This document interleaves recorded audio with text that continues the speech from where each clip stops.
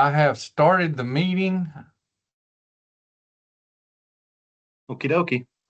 Good morning, everybody. Welcome to Southeast Region Livestock and Cotton and Grain Marketing Update. My name is Matt Beauchesne. I am the County Extension Agent in Victoria County with Texas A&M Agricultural Extension. We're glad you're here.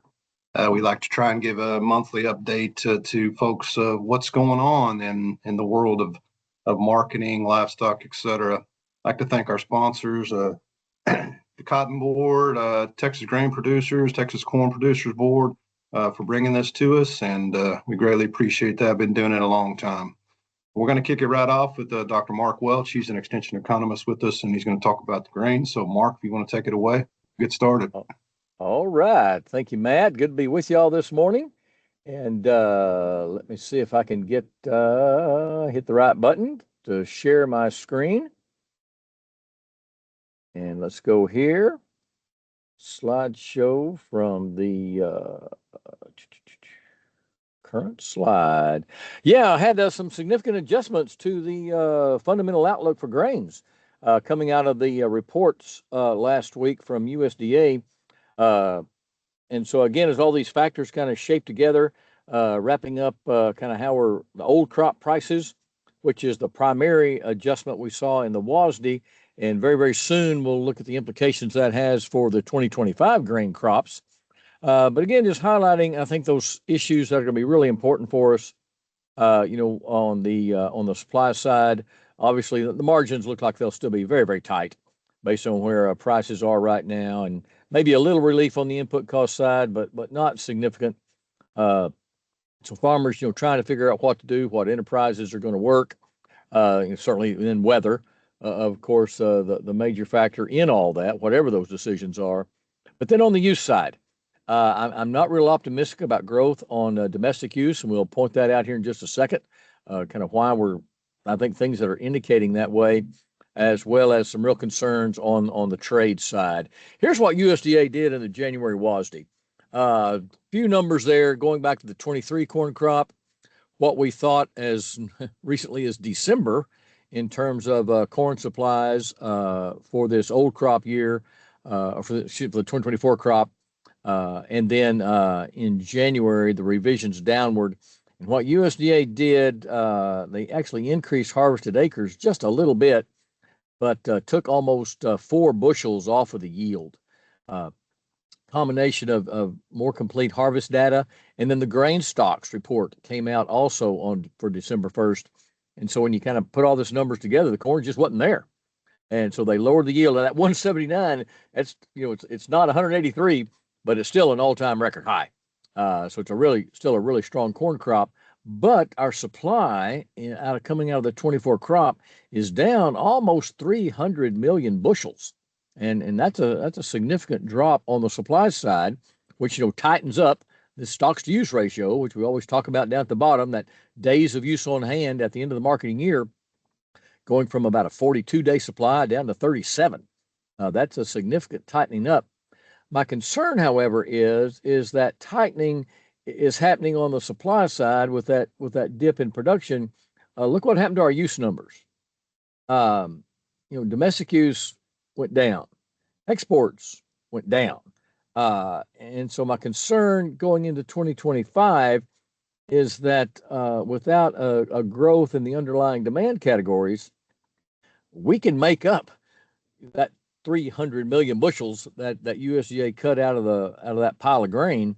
And I think we have some factors shaping up that we're going to do that in 2025 to perhaps more than make up for that production loss. And so it's really, really important, I think, that we increase the demand side if we're going to maintain any momentum from these upward prices based on that cut in supply. And so just a depiction of relative to prices, when we cut that carryover from a 42-day carryover and $4.10 season average farm price, USDA now looking at a 37-day carryover and raised the season average farm price for the 24 crop now to $4.25 a bushel. And so we'll look at some estimates here and just where I think we're headed for 2025 here in just a minute. Again, I think our major categories for feed and fuel are relatively stable at this point. I don't see a lot of growth in either of those categories in the next marketing year. I think exports is the one with the greatest variability and one that creates the greatest potential for lowering the ending stocks and getting an increase in use, and the greatest threat if we don't get those exports to building that carryover of corn. And so just to kind of plug in a couple of balance sheets for 2025, I've got a bullish scenario and a bearish scenario, and these come from two projections. The bullish scenario is actually from the Food and Agricultural Policy Research Institute, the FAPRI organization at the University of Missouri. They do work with USDA and do a lot of long-term planning and projections. The bearish scenario came from USDA in their long-term projections last November. And if you look at their production numbers, they're very little different. So whether you use FAPRI's numbers or USDA's numbers, you come up with a corn supply that's virtually the same and about 200 million bushels bigger than last year's crop, the 2024 crop now. The real question then moving forward is what's going to happen on the use category. And actually USDA does a little higher domestic use, but the real variation shows up in the export category. Currently 2.45 billion bushels in the January WASDE. Do we grow that to 2.6 billion in the new marketing year with new opportunities in the global trade market, or restrictions, concerns, foreign competition? Do we back that number back down, USDA's number of 2.275? And kind of depending on which way you go with those numbers, you can see the difference that makes in our total use, our ending stocks, and particularly that the days of use on hand. Do we keep that a relatively tight 37-day carryover, or do we bump that back up to a 44-day carryover?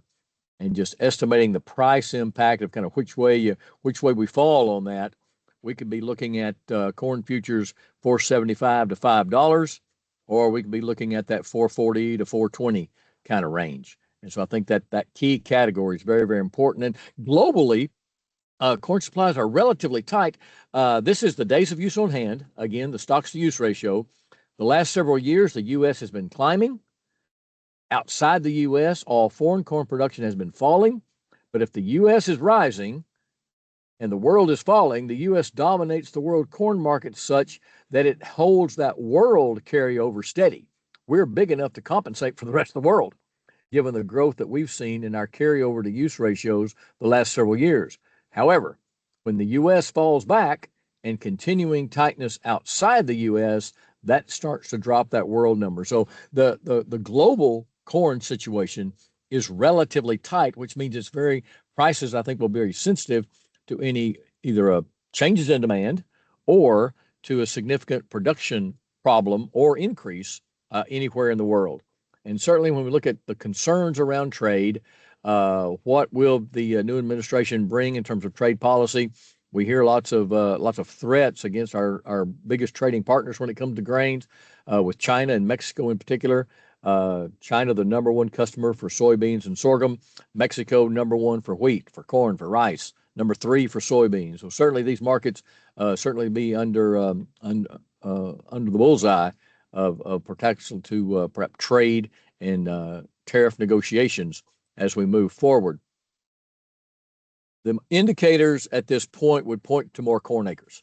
And we talked about that drop in production in 2024, given USDA lowering the yield. We lost 290 million bushels. Well, to get that back, we need to plant about 1.5 million more acres next year than we did this year. And the economics of growing grain would point to more profitability for corn if you're looking at that rotation between corn and beans in 2025 than it does to planting more soybeans. So the needle is kind of leaning toward an increase in corn acres. So I think that's certainly on the horizon as we head to 2025. And so given those two, that bullish and bearish scenarios, you can see the price difference it makes. We're kind of either side of that critical 40-day carryover line. We stay relatively tight at 36, 37 days. Yeah, I think we can see corn prices pushing up to that $5 level. If we see the more bearish scenario and get that carryover back over 43, 44, 45 days, now we're leaning back down toward $4. So again, I think that export category at this point given normal weather and I think an expected increase in acres, is kind of where we're the tipping point of my market outlook for 2025. Seasonal price pattern, we would typically have some increase in prices now through June. There's a lot of unsold grain out in the country that may dampen some of these grain rallies, but certainly I think it's time to start paying attention to some marketing opportunities that as we get maybe some opportunities as they unfold, which they typically do early in the year. And you can see just on that December contract, bumping that back up to that 460 range is some of the better pricing that we've seen in months on that December corn contract. And again, just my projections out where we could be just based on trade. Everything else held equal, again, something up around 475 or maybe something down around 430 as we get toward harvest. Again, that trade, I think is going to be a beast in 2025. Do we control that and utilize that partner for our advantage and for trading opportunities, or do we misuse and abuse that particular partner and with the negative consequences that could bring? So I think that'll be a key issue as we go into 2025. That's what I'm about to share this morning. Appreciate being with you. And so I'll stop that presentation. And any questions or comments right now? Thank you, Mark. Appreciate that. Mark's on the road to another program early this morning, so we greatly appreciate you spending a few minutes with us and giving us that update. We're going to move along, and to make sure that I forgot to mention our co-host is Bob McCool. He and I have been doing this a long time. He's the extension agent in San Patricio County, so thank you, Bob, for that, and enjoyed being a team member with you for all these years. We're going to move on to livestock, I guess, and Dr. David Anderson is an extension economist with us out of College Station. David, can you hear us, and can you present your screen? Yep. Let's see here. Hey, Matt, Yes, sir. do we want Dr. Welch to do the cotton right quick so he can get on the road? Because he's got John's slides. Oh, that's right. That's my mistake. Sorry about that. Yes, we do. Sorry about that. You want to go ahead and do that, Mark, or do you need to get on the road? What? No, I've got time. I was going to run John's slides for him, and so let's just see what we can do about that. You guys jump in and help me with this. We'll get the slide. Can you? Here we go. Oh. Let me get out of that. Let's the slideshow from the beginning. Are you seeing a cotton market update? No, sir. All right, so that didn't work. Okay, hang on just a second.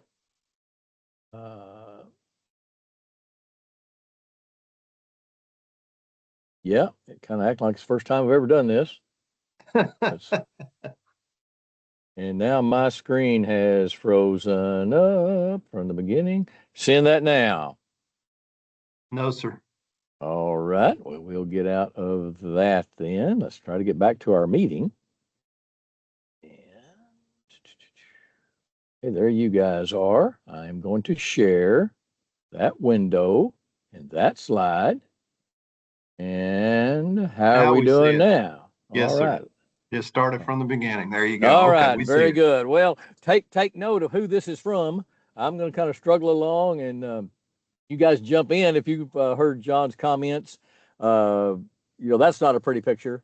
Looking at obviously the weakness that we're seeing in the when it comes to old crop cotton, that's the March futures contract, back down below 70 cents, and that you'll see step lower over the last several weeks. And John always spends a lot of time looking at the influence of speculative trading, particularly in the cotton market, and of course it matters in our commodity markets a lot.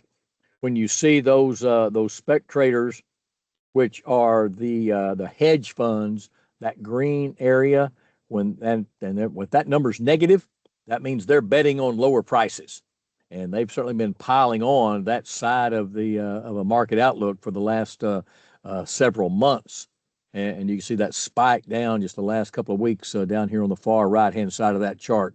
So certainly a very bearish outlook on the part of speculative investors. They're not optimistic at this point of cotton prices, and certainly look at the relationship between nearby futures, and when those folks then get out of their bets for higher prices, they can turn that market down sharply, but it can go the other way as well if market conditions and the outlook changes. But at this point, certainly a very bearish positioning on the part of spec traders. And if you look at kind of the balance sheet, we kind of explain why. Looking at ending stocks in 24 cotton crop compared to 23, from 3.2 million bales to 4.8, pretty big increase. Stocks to use in terms of percent ratio of 23% carryover to a 38% carryover. So certainly a pretty negative outlook, pretty bearish outlook when you look at just what's happening on the balance sheet, the 23 to the 25 crop. Kind of back up a little bit how we got there. The supply was we had an increase in supply on a significant increase in harvested acres, better growing. Yield was actually down, but we harvested a lot more corn acres relative to what we planted in 2024. And then our use numbers struggling to keep up with where we've been the last couple of years. 14.5 billion bushels, 13.6 million bales, down to 12.8. Certainly struggling in those use categories. And that's what we've seen with grain markets. Our supplies have been growing relative to use, and that's a real concern as we look ahead to 2025. And this just shows as we do move through time, we will center in on that production forecast for 2024. And here's where we stand in January. We still don't know by the time we get to the final numbers, the kind of ranges that we've seen the last few years. But we're down to the point that if we do change that production number, it's not likely to be by much, certainly tightening up that situation. Export demand with these lower prices has responded somewhat. It looks like we are seeing an increase in some export activity given cheap supplies of cotton. And again, that kind of falls over some other commodity markets too. Export sales are running very strong for corn and soybeans also, and prices are cheap. And perhaps are our trading partners taking some of these positions in anticipation of trade disruptions or disputes later on? So why not go ahead and get some of those supplies laid in, given some uncertainty on the horizon, given these cheap prices? And so kind of where do we go now? If you look at that relationship between that stocks to use ratio and the price, certainly there's some points here that Dr. Robinson is making that, given those balance sheet numbers, there is some justification for the relatively low prices that we're seeing right now in the cotton market. And then kind of the questions moving forward, could we get a rally to bounce off of those lows? Seasonally, yes, just like in grains, we're looking at a time we'd see some increase in trending upward for our nearby futures price contracts. Grower price expectations, selling at these relatively low prices. Are they going to hold out for something better? Hedge funds, at what point will they take their profits? Ridden this thing down to, taking some pretty significant gains in those short positions, flipping those over and at least, buying their way back out of those. And then, of course, statistical forecast as we start looking ahead to 2025. And looking at that crop, Dr. Robinson's looking at about the similar level of acres. If it's a little drier, we do have a La Nina developing at this point. Could that lead to a significant impact on yield, maybe a little higher abandonment, depending on how long that lasts? And then, of course, what's that going to do our final ending stocks? And what he watches closely is that relationship between corn prices and cotton prices. And if you look at that ratio of December corn versus your December cotton futures, it would point to planted acres, right around that 12 million acres. So again, about where we've been. If you look at the range of acres the last several years, over here to the left, here's 2020, 21, 22. Here's 24. 23 was a little lower. Between this 11 and 12.5 million acres is kind of where we've been. But certainly with cotton, it's not only just yield, but abandonment makes such a difference in our cotton production numbers. And so a little drier year, even though we may plant a few more acres, a drier forecast would not necessarily point would certainly limit perhaps some of the production gains. So plugging in some numbers, again, talking about a mild La Nina impact, slightly higher abandonment, looking at some production numbers down here of with planting about the same number of acres, harvesting a little bit more than a year ago, yields down a little bit, production 14.4 million bales to 15.8, raises the supply to a 20 million bale supply. Total use, however, a significant increase getting our exports back. So again, counting on that critical export category, if we can capture some of that market, at least keep that ending stock number somewhat under control, and that stocks to use ratio relatively high, but at least kind of back where we've been the last couple of years. So again, that's kind of the seasonal pattern of the cotton market. It looks a lot like the corn market. Higher in the spring, drops off by midsummer when we have a better handle on acres and weather. So that was Dr. Robinson's information. Again, I'd ask you to take note of his contact info, and certainly he could provide a lot more detail on that information. Thank you very much for kind of double teaming it this morning for Dr. Robinson. Yeah, you bet. Usually does a great job for us. Couldn't make it today, so Mark stepped in and did it. Appreciate that.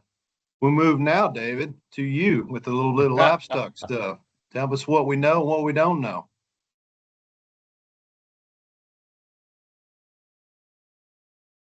All right, here we go. You guys see my screen okay? Yes, we can. Great. So I'll tell you what, I think the thing we ought to focus on today and thinking about cattle is really prices. I mean, we're off on a heck of a tear. Higher prices, record highs in the fed cattle market, higher prices for calves, really a continuation of the last, say 6 weeks of 2024. And we keep rocketing higher. And so I think that's certainly pretty welcome news for everybody. I think that certainly higher prices, at least if you're on the selling side. So if you got some calves for sale, this is pretty great. And certainly higher prices for fed cattle as well on that side of selling. These are pretty amazing times that we're in. And so, as I think about it, we're really moving to the new year. We're 2 weeks in to 2025. Amazing to say. And I want to start by pointing out about 4 questions that I'm interested in, kind of going forward on the next several weeks and months into 2025. I think there's several things I'd like to focus on. Stuff I'm interested in seeing how this rolls out, because I think there are big effects on our market. One of the things we've talked about a lot is certainly the contribution of dressed weights to beef production. We've had in 2024 record high dressed weights for beef cattle, which has really allowed fed beef production to be equal to or a little bigger than the year before. So we're actually, with a smaller cow herd, fewer cattle, we've kept beef production up, and we've done it through feeding animals to heavier weights. I think the second big question is, can retail beef prices keep going up? We've had record beef prices in 2024, yet for the most part, we continue to see evidence of very good consumer demand for beef. And of course, our evidence on retail beef prices, we tend to use what's a grocery store price.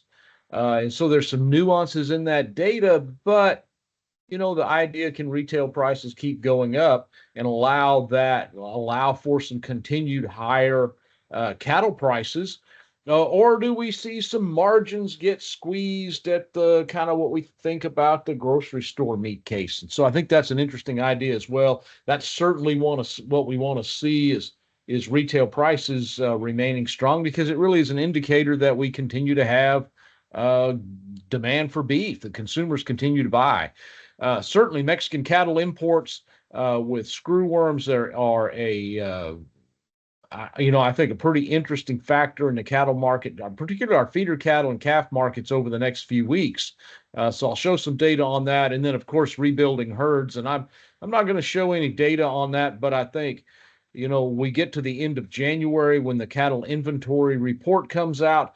I think that'll go a long way to cluing us into are there some significant indicators of that we're starting to increase cow herds again. My expectation is the beef cow herd in the U.S. is going to be down again. I don't think we slowed beef cow culling or added replacement heifers to an extent to allow the cow herd to rebuild. But do we begin to see more heifers held back for replacement out of 2025's calves? That's something I'll be looking for in that data. And so, those are the four big questions I think about going forward. So let's focus on. I'm going to use some price charts because I want to show these record high prices. And so here we are, 2 weeks into 2025. We got 2 weeks of fed cattle movement and sales, and you can look at this 5 market weighted average. That our 5 market average was over $200 a hundredweight. Well, we were at about 175 a year ago. Some striking increases in fed cattle prices, just simply with some tighter supplies, but clearly packer demand for cattle is there, and we're moving those animals, and so. These are some tremendous prices. If we were to look at sort of Texas, Southern Plains, Panhandle prices, that average price is a little under this 5 market average, but still at $2 a pound or $200 a hundredweight. So some strikingly good cattle prices, really, quite honestly, pretty amazing. Now, going forward, I think if we think about some of the movement in cattle prices we often see, take a look at last year, that 2024, that dotted line. We see prices advance. We see them pull back. We see a lot of this seasonally. It's not unusual for prices to come back a little bit into February and early March before we hit a spring rally. So that wouldn't really be a big surprise.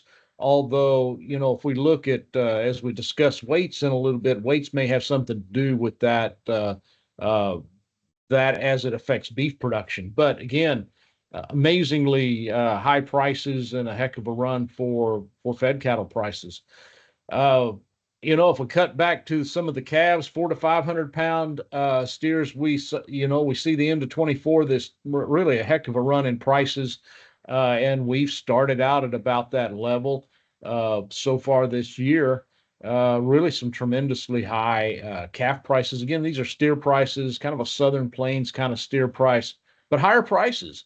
And I think this is indicative, if we were looking at 500 to 600 pounds steers too, indicative of some tighter supplies. I think if we went back, go back to October of last year, we likely took our fall runs of calves, but due to some drought conditions in wheat pasture areas, some things like that, a lot of those animals bypassed some winter grazing and went straight to feedlot placements.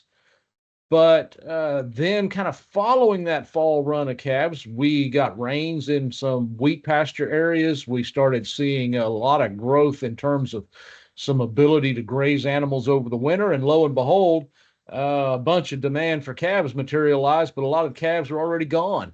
And then we throw in some cutbacks in, I think, Mexican cattle imports, and that really cut our supplies and boosted prices. And so with some higher fed cattle prices too, we got calf prices on a heck of a run as well. And if we were to look at 7 to 8 feeder cattle, they're doing the same thing. We were about 230 a year ago. We're at 280 now.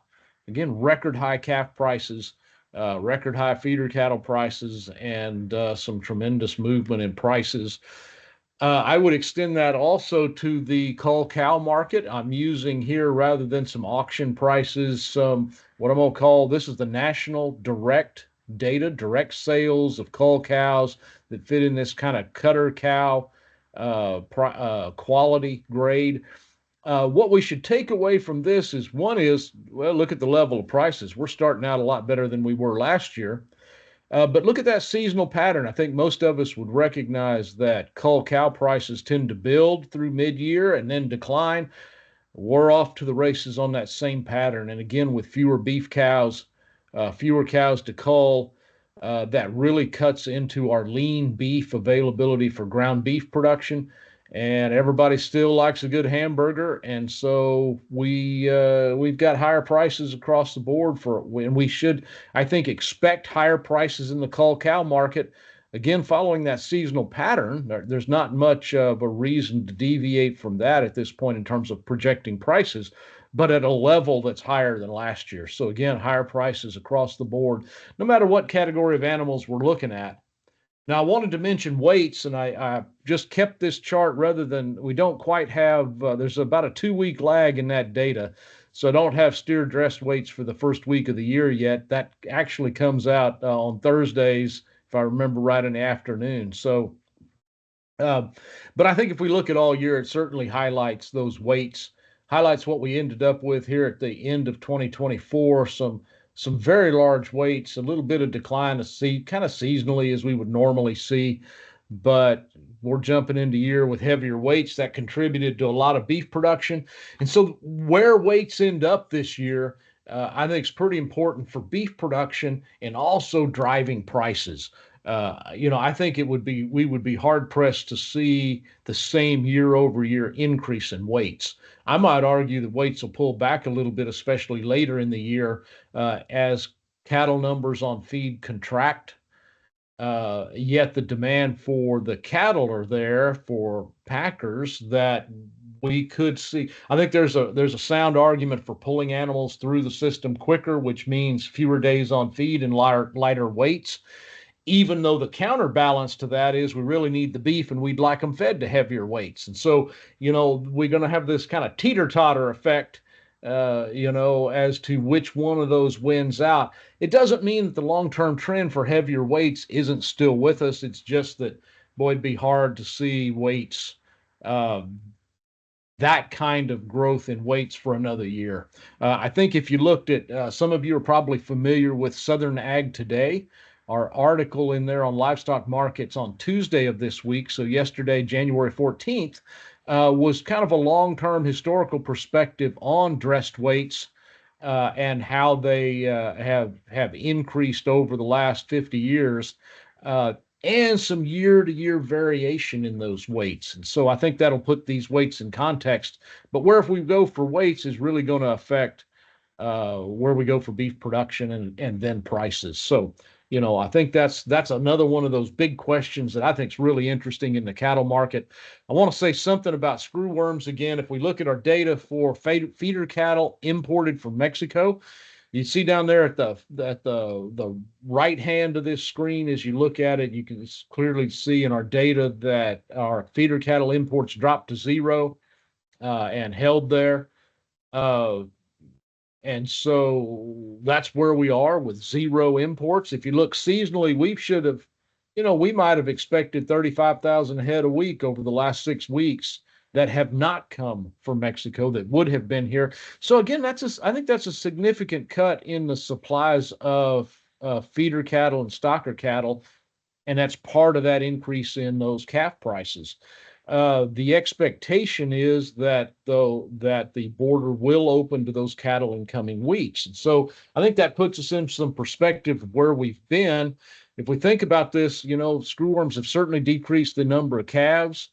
The indication that we've been told is that we should expect some cattle movement to begin again this month. In fact, a week ago, the expectation was that the week of the January 20th is when we would start to see some cattle moving again through the border under the new kind of inspection and movement protocols that have been put in place, where we have quarantine of animals and inspection, and then moving to the normal pens where cattle are inspected, they're dipped, and then come across the border. I think a big question is really speed of movement.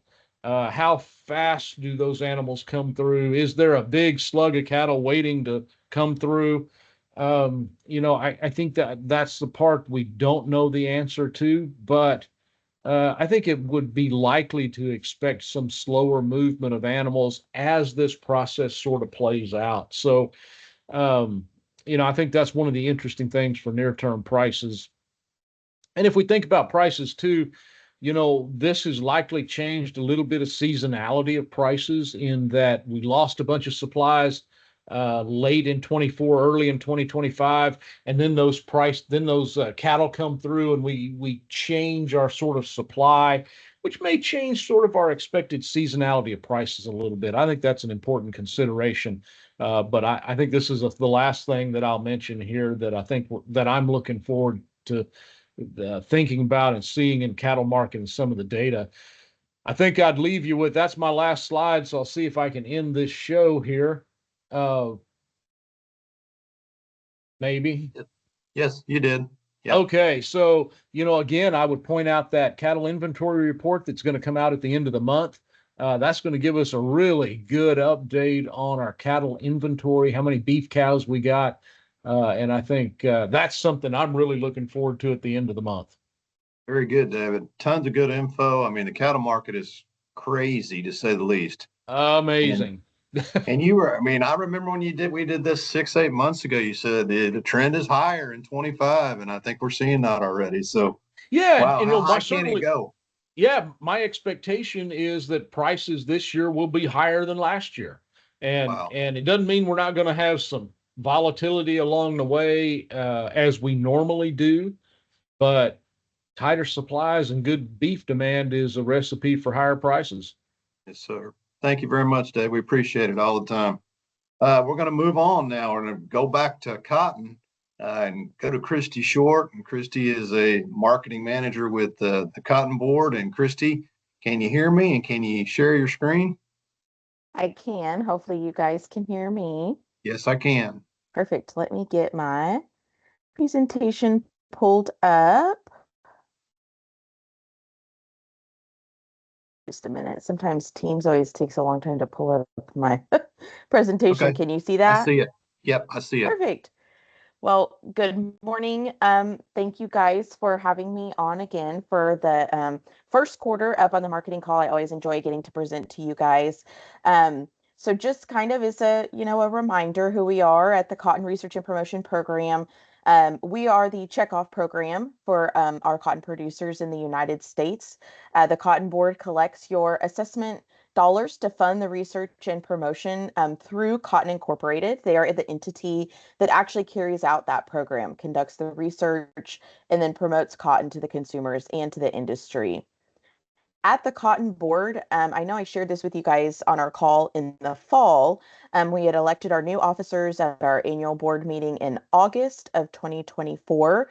So we are led this year with a officer team made up of 2 importers and 3 producers.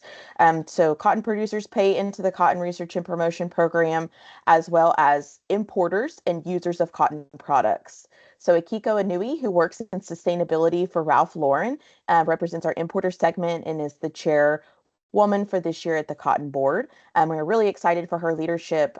She's excited to get out and speak at several producer meetings and be out and about in the industry this year. So hopefully if you've not gotten a chance to meet Akiko, maybe you'll get to meet her at a meeting sometime this year, or you'll be able to hear her speak or give a presentation somewhere. Kind of as a reminder, I'm sure I've shared this with you guys before, but the meeting and budget cycle for the Cotton Board and for Cotton Incorporated is very cyclical. So in the spring of every year, we have strategy and planning for the upcoming year. Towards the middle of the year in June, we have recommendations. We hear about the status of research that's happening. In August, again, we look forward to the next year, talking about budget goals, deliverables. And then in December, it's kind of a look back on what has happened throughout the year. So I mentioned this to say I'm going to speak on a couple of different topics this morning that have been some key deliverables from 2024 that we just received at our year-end December 2024 board meeting. So it's some really exciting, fresh, new information to share with you guys. So we just got that kind of look back, if you will, at the December 2024 board meeting. When we met in the spring of 2024, that's when we were kind of looking ahead, setting those goals, setting those priorities, for 2025. So this year, at the Research and Promotion Program, we have these three main pillars, three main program focus areas. And I've spoken with you guys on this before as these came out of our spring meeting, but just kind of as a reminder, these three pillars, we understand that times are really challenging for farmers. They're tough in the agriculture segment. So we really have to continue to make sure that everything we're doing in the Research and Promotion Program is enhancing and pushing that demand for cotton. Secondly, of course, we have to make sure that we are enhancing and we are doing everything we can to focus on producer profitability and industry profitability. And third, we are kind of in the mid stages of an overall program evaluation. Again, we want to make sure that we are doing everything we can at the Research and Promotion Program to address these challenging times on the farm and in the importer community. Leave no stone unturned, if you will. What a great opportunity to really kind of take a step back, take a look at what we've been doing, what we can do better, and have these third-party evaluation evaluators come and help us out. So we're kind of right in the middle of this evaluation. We hope through the end of the first quarter into the second quarter and into the mid-year, we have some really good deliverables that I'll be happy to share with you guys as we have those coming out throughout the year. Then at the Cotton Board, like I mentioned, we're kind of that administrative arm of the Research and Promotion Program, and it's my job to get to communicate back to you guys what your assessment dollars are doing on your behalf. So at the Cotton Board, our communication efforts is really to communicate those benefits and accomplishments of the Cotton Research and Promotion Program. And I hope over the year, as we get these evaluation results, we'll have some even more exciting results to share with you. One of the keystone ways that we get to communicate those, and I am thankful that you guys have me on this call several times a year, so I always get to promote our producer tour program. These are for cotton producers, industry partners, industry stakeholders. We do hold 3 tours every single year. We'll be going on our February tour here in just a couple of weeks. We'll have a tour in March and a tour in June for our women's tour. If you have not attended, please let me know. Please reach out. If you haven't attended in quite some time, it's time to go again. And I'd really love to take you guys to the Cotton Incorporated World Headquarters so you can see what the promotion dollars are doing on your behalf. We also are continuing our Cotton and Coffee series through 2025. Next Tuesday, we will be showcasing our research and development department. They have a really exciting, really new cotton to sugar research program and patents that they've been working on. So we're really excited to hear about this. If you've not joined us for Cotton and Coffee, shoot me a text or send me an email, and I'll make sure that you get that registration link to join. So in addition to communicating those things to growers, we also try to have a very proactive program approach. Want to make sure that I'm pushing any messaging that Cotton Incorporated in the program has out to our stakeholders, in addition to doing a lot of listening and responding. I hope that as producers and industry partners in South Texas, you're comfortable, communicating with me to express concerns, share feedback, ask types of things that I can provide answers for, and just giving you the information that you need to have confidence in your research and promotion program. Those are kind of the key areas that as Cotton Board Communications team that we're going to focus on and have always focused on, but kind of the 3 areas that we'll focus our communications on for this year. So like I mentioned, I'm going to talk about 2 major areas that we learned, some stats and some key deliverables from our board meeting from Cotton Incorporated. And I'll get into those 2 here in just a second. As we met last year, our board of directors, Cotton Incorporated, this year in 2025, will be operating under a flat budget of $89 million. So as we work through the year, this is the budget that these key priorities and key strategy areas are working on. One other kind of overall Cotton Incorporated update that I don't believe I have shared with you guys. Barry Worsham was the longtime Cotton Incorporated CEO. He retired in the middle of the fall last year, and we welcomed William Kimbrell as the new CEO with Cotton Incorporated as of November 1st, 2024. William has been with Cotton Incorporated for over 20 years in a variety of different roles in the global supply chain marketing department.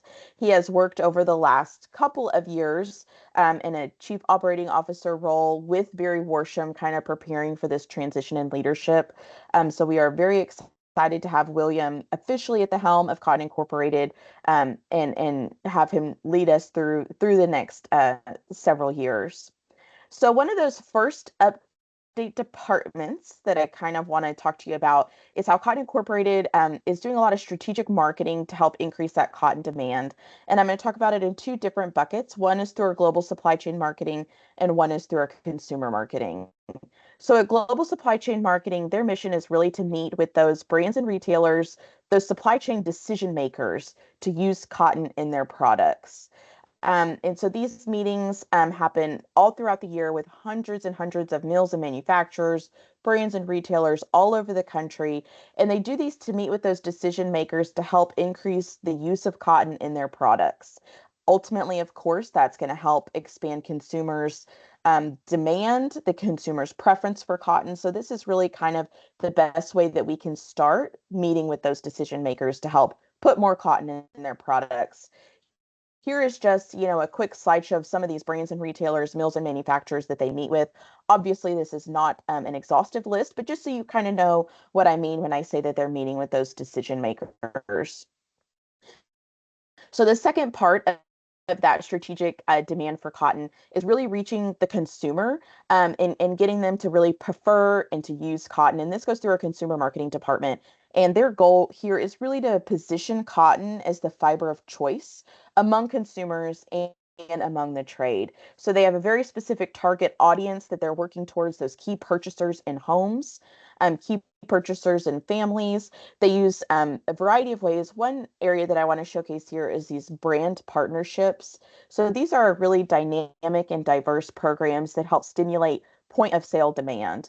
Here's 5 of the brand partnerships that they did in 2024 with very easy, recognizable, very popular brands. And again, it's a brand partnership that allows consumers that are already shopping at these stores to highlight a cotton-rich collection, so a very cotton-centric shopping experience. These consumers are already shopping at these stores, so let's put some cotton products front of mind for them to really push that demand, and then purchasing the cotton. So as we kind of go back to our thinking about this in terms of 2024, these brand partnerships through our consumer marketing department accounted for over $58 million in direct cotton sales, with less than 1% in investment. So that's your ROI as a cotton grower, is that when you're paying into this research and promotion program, you have these experts at Cotton Incorporated really leveraging your funds to create these brand partnerships, to have these brands and retailers have these curated cotton collections with a very, very minimal investment, returning over $58 million in cotton sales. We were really excited to get this statistic at the end of 2024, and the brand partnerships continue to just be a really successful tool that we have through our Cotton Incorporated consumer marketing department to keep putting that cotton product at front of mind of consumers. We also have, at the Cotton Board, created a Cotton Consumer Connection landing page on cottonboard.org. This page allows you as cotton program stakeholders to see some of these areas that we're highlighting that demonstrate how Cotton Incorporated is reaching today's consumers. This page has some commercials. It has some of these statistics. It's where you can learn about the target audience, but we want to make sure this information is easy to access for you guys, easy to understand. So it's there on cottonboard.org, the Cotton Consumer Connection landing page. The second kind of bucket area that I wanted to talk about coming out of 2024 is how innovation and research and technology at Cotton Incorporated has enhanced cotton's competitiveness against synthetics. As we all know, cotton's main competitor is synthetic and man-made materials. They provide, maybe a little bit more durability, some performance, but we have some really exciting things that happen over the last couple of years and in 2024 with our research and development team that have allowed cotton to be very competitive against synthetic fibers. And the first one I want to talk about is a tough cotton technology. And this is an innovative technology that really enhances the durability and strength of cotton in clothing. So it makes it much more competitive when synthetic fibers particularly in performance apparel. So as you think, this allows cotton fibers to be stronger. It allows them to resist wear and tear, peeling, but also keep the natural comfort and breathability of cotton. That makes it really the preference with consumers. So this tough cotton technology through our research and development program, it really makes the strength, the durability of cotton hire made to last. And again, we can tout that we're keeping that natural comfort of cotton. A really exciting story that we can tell is that Target in their Cat and Jack lines of little girls' children's leggings were made out of cotton. They were having a lot of consumer complaints and issues about these leggings just not holding up. Kids were being rough on them. They were getting holes in the knees. Target was about to switch their leggings into some synthetic man-made fibers when they reached out to Cotton Incorporated, and Cotton Incorporated introduced them to this tough cotton technology that we could apply to their leggings. Target adopted it, and now Target is able to offer these Cat and Jack cotton leggings with tough cotton technology that makes these leggings much more durable. Of course, their two main competitors took notice and needed to have, this tough cotton technology on their little girls' leggings. We've seen tough cotton technology now at Target, at Walmart, and at JCPenney. And so again, kind of a key message here is that these retailers were ready to make the switch from cotton to synthetic, but we were able to provide them an opportunity to still use cotton in their products and make them even more durable. In 2024, the tough cotton technology we know was sold on over 55 million pairs of little girls' leggings. Our best math equates that to about 40,000 bales of cotton and $14 million of sales. And again, I can't emphasize enough that this is something that we were going to see a shift out of cotton into synthetic fibers. And technologies like this have allowed us to keep cotton in products and make them a little bit more durable and a little bit more competitive in the synthetic fiber landscape. Another technology I want to talk about real quickly is Storm Cotton. Again, it was a breakthrough development from our research and development and product development team that provides some weather resistant properties to cotton apparel. As I think weather resistant, you can wear it in outdoor gear, performance gear. It keeps your clothing breathable on the inside, but it keeps it weather resistant on the outside. Allows us to make cotton a little bit more versatile. It can be used in outdoor and performance gear with this Storm Cotton technology. These adoptions throughout 2024, you can see here I have a few brands: Duluth, American Giant, Vans, M&S. These are adoptions that they had through their brands and through their brand on different products. So we have 35 companies that have adopted Storm Cotton since its emergence into the retail space. Currently, there are 7 companies that have retail in the market that can be purchased now. So again, this Storm Cotton lets these brands and retailers to have this outdoor performance style garments and textiles that are still made out of cotton. So you can find this Storm Cotton through these brands and retailers. They can call it anything they want. They don't have to use the term Storm Cotton. So that's kind of how these competitors can use this technology against each other. So they could call it whatever they want. We've been really excited having these key metrics come out of the end of 2024 for Storm Cotton and Tough Cotton. And again, it's a really great way to showcase how cotton is the fiber of choice among consumers and how we can keep it competitive in a landscape like performance and outdoor and durability and weather repellent garments. So it's been really exciting to get this information. I was happy to share and to have this to share with you guys these 2 different stories that are coming out of Cotton Incorporated. We have even more information that I'll share with you guys throughout the year and the different quarter updates when I join you. But that's kind of all I have for today. So if you have any questions, please feel free to give me a call or shoot me an email. Follow the Cotton Board on our social media channels, and hopefully I will get to connect with you guys soon. So thank you again for having me on this screen, on this call, and hopefully that was informative. That was very informative, Christy. Thank you. Tons of information. Cotton Incorporated doing lots of great things, lots of great work. Really enjoy you being with us.